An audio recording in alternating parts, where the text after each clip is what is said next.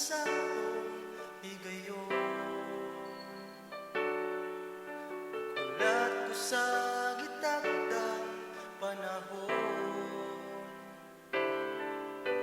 dili lang magdali, kayang Diyos ang mupili sa hinigugma na para kanimo.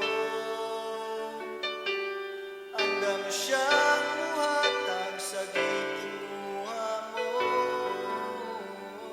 ug dili niya ihatag ang dili para nimo. Kung ikaw muampo,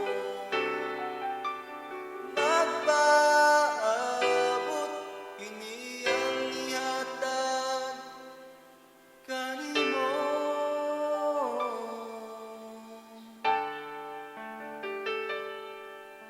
Pangayon ko sa Diyos, ikaw ipangandoy ko gayon, ikaw pinuling ipangita, di akong dughang walay lain, ikaw lang ang ikaw, kay ikaw.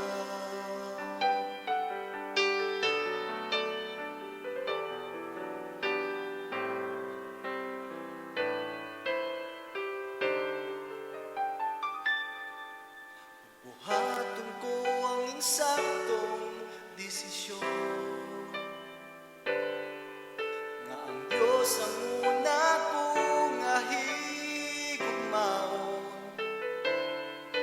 Dili lang magdali, kaya ang Diyos ang mupili sa hinigugma nga para kanimo. Andam siyang muhatag sa gitinguha mo, ug dili niya ihatag ang dili para nimo. Kung ikaw muampo,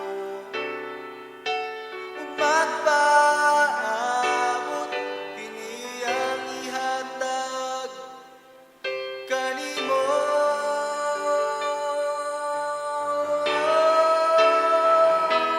Andam siya